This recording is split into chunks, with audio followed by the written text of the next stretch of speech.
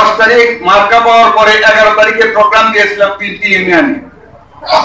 17টি স্পটে আওয়ামী লীগ মাইকিং করে গরুর গোশতের খিচুড়ি রেঁধে কোথাও রাসেলের মিলাদ, কোথাও শেখ কামালের মিলাদ, কোথাও বঙ্গবন্ধু শেখ মুজিবুর রহমানের মিলাদ, এই নামে কাছের রাজত্ব কায়েম করেছে।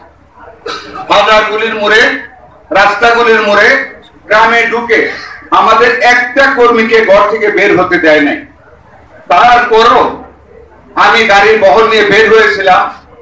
আমার বাড়ি থেকে আধা কিলোমিটার দূরে যাওয়ার সাথে সাথে পুলিশের ব্যারিকেডে আমি আর সামনে অগ্রসর হতে পারি নাই। ওই দিনই পোস্টারে আগুন দিয়ে আমার 172 জন নেতা কর্মীর নামে মামলা দেওয়া হলো। 13টি মামলা দেওয়া হলো, 74 জনকে 3 রাতে গ্রেফতার করা হলো। আমার বেলাব উপজেলার সভাপতি এবং উপজেলার চেয়ারম্যান নির্বাচিত, তাকে গ্রেফতার করা হলো। আমার বাড়ির চতুর্দিকে 11 তারিখ থেকে এমন ভাবে পুলিশ এবং র্যাব তদন্ত শুরু করলো যে আমার বাড়িতে কর্মী আসা পর্যন্ত বন্ধ করে দিল। তার মধ্যে 13 তারিখে একটা প্রোগ্রাম দিয়েছিলাম। আল্লাহর কাছে শুকরিয়া আদায় করি, মাননীয় জুরি বোর্ড আমার 2টি ইউনিয়ন যখন আমি গণসংযোগ শেষ করে মনোহরটি হেডকোয়ার্টার পাড়ি দিলাম, সেই গণসংযোগের পিছনে রামদা দিয়ে হামলা করা হলো। আমি সামনে খবর পেয়ে থামলাম, 3 মিনিট দেরি হলো না, পুলিশ সহ 4-5টা কালো মাইক্রোবাসের ভিতরে রামদা ভর্তি। থেকে যে এই রামদা কাবার দেওয়া হুট করে এসে নেমে কুবানি শুরু করলো। একটা কুবা আমার গলায় দিল, 1 ইঞ্চির জন্য আমার গলায় লাগলো না। পিছনে একটা কর্মী লাফ দিয়ে আমাকে বাঁচানোর জন্য আসলো, তার হেলমেটে লাগলো। হেলমেট বের করে 1 ইঞ্চি পরিমাণ তার মাথা গর্ত, লাস্টে সে প্যারালাইজ। মেডিকেল ট্রিটমেন্ট করানো হলো ভাগলপুর থেকে ঢাকা মেডিকেল, ওইখান থেকে তাকে এখন বাসায় রাখা হচ্ছে। অর্ধেকটা শরীর নার্ভ ছেড়ে গেছে, প্যারালাইসিস হয়ে গেল। আরেকটা কর্মী রামদায়ের কুক্ষে একই দিনে রাস্তায় করার পরে তার উপর দিয়ে সিএনজি চালিয়ে তার একটা ছাত্রীও বাম দিকে নাই, হাসলি নাই। নির্যাতনের পর নির্যাতন, তার ভিতরে কাজ চালিয়ে গিয়েছি। 22 তারিখ একটা প্রোগ্রাম দিয়েছিলাম বারুইচাতে, আমাদের নেত্রী সিলেট যাওয়ার পথে সবচেয়ে বেশি জনসমাগম হতো সেই বারিচা। পুলিশকে জানালাম, বললো স্যার যান, কোনো অসুবিধা নাই। আমি প্রায় 2-3 হাজার লোকের বেশি গণসংযোগে আমি সাথে নিয়ে 20টা পার হলাম।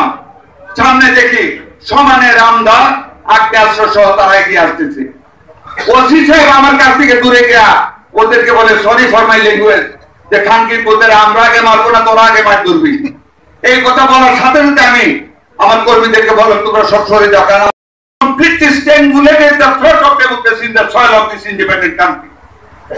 আজকের বাংলাদেশ স্বাধীন বাংলাদেশ নয়। একজন রিকশাওয়ালা আমাকে বলেছে নির্বাচনের পরে যে স্যার, পাকিস্তানি তো মানুষ ছিল, শুনেছি ভোট হইতো, আমরা ভোট দিতে পারি না। Doctor Kamal Hossain, you are here. এই শুনানিতে আপনি, you are on the high chair, not for the position of your chairmanship of Gano Forum. You have been given by measuring you ordinarily, by measuring your fight for the democracy in the history of Bangladesh. আজকে BNP একটা organisation নয়, আজকে BNP is representing the country of 80 crore people of Bangladesh. আজকে BNP মানে বাংলাদেশ, আজকে BNP মানে বাংলাদেশের জনগোষ্ঠী। সেই গোষ্ঠী আপনার উপর আস্থা রেখে আপনাকে ঐক্য ফ্রন্টের দায়িত্ব দিয়েছে।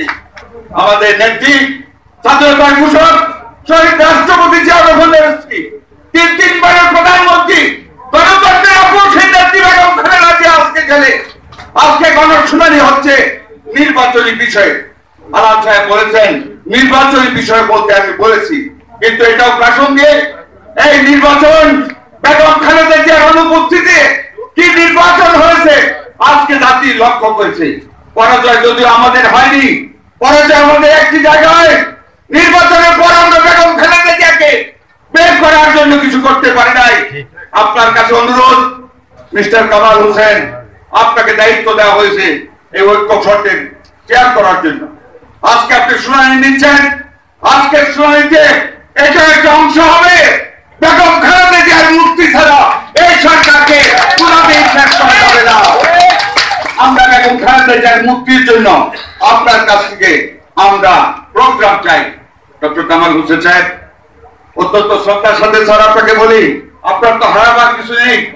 You have achieved the image of, মানে জাস্ট about 10 years speak